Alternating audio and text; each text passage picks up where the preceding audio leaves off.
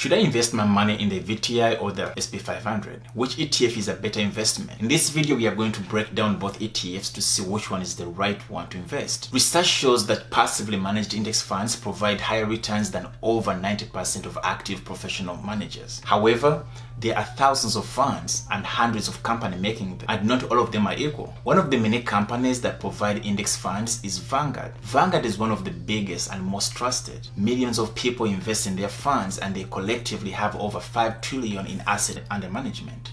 Two of Vanguard's ETFs are particularly very popular, and both of them provide exposure to the US stock market. One of the reasons I invest in ETFs is that they provide instant diversification. First, let's talk about the SP500. This ETF tracks the SP500 index fund and holds 510 stocks in it. It represents over 500 largest US companies. On the other hand, VTI is a more diversified ETF that holds all the SP500 stocks, but also many mid-cap and small-cap stocks. It holds over 3,000 stocks in total. In this video, we are going to examine the differences between the two ETFs and which one is likely to be a better investment. The SP500 ETF is one of the biggest index funds that tracks the SP500, with over 500 billion in assets under management. It also has one of the lowest expense ratios of 0.03%, making it very popular among passive index investors. It holds a market cap weighted index of the 510 stocks. All of these are US-based companies that are categorized as large cap, meaning they have market capitalization higher than 10 billion. Even though the SP500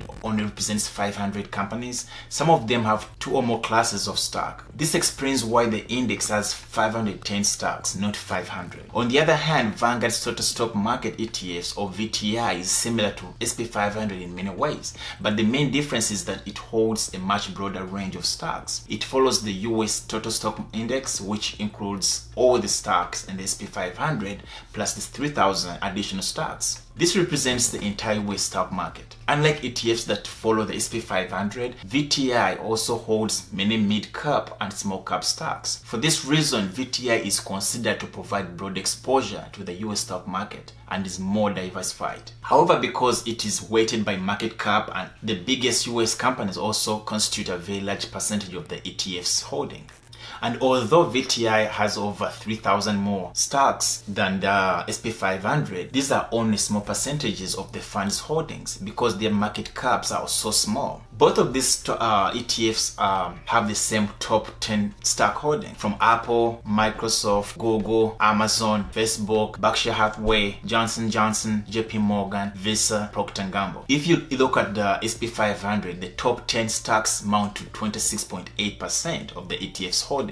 On the other hand, the VTI, the same top 10 stocks amount to 22.6% of the holdings. So even though VTI is more diversified than the SP500 with exposure to the mid caps and small caps, the biggest companies are still responsible for most of the returns. If we take a look at the performance, the biggest holdings are the same for SP500 and the VTI. So the performance in the past has been similar but not identical. It's clear that the SP500 has had slightly better returns than the VTI in the past few years, but the difference is so small that it's almost unnoticed. For instance, if you had invested 10,000 in either of these funds at the beginning of 2011, the SP500 would give you a return over $28,337 with a compound annual growth rate of 12.03%, and VTI would give you a return of $27,602 with a compound annual growth rate of 11.71%. So you can see that the SP500 has had a slightly better return than the VTI, but it has also been somewhat less volatile. This makes sense since mid-cap and small-cap stocks tend to be more volatile than large-cap stocks. They often go down slightly during market corrections.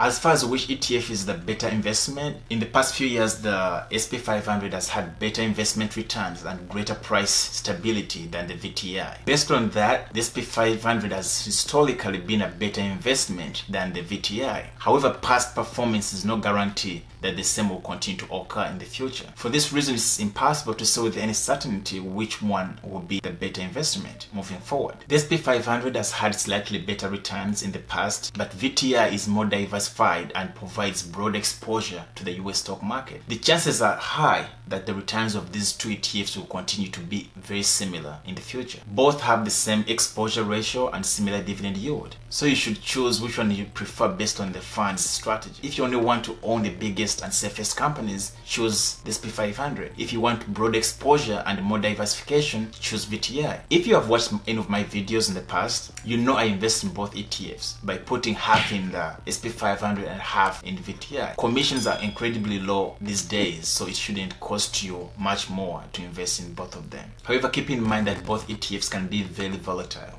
and they are 100% invested in stocks. Sometimes they may go down 50%, even more, although long-term returns have historically always been good. Thanks for watching. If you like the content, as usual, consider subscribing to the channel, and see you in my next video.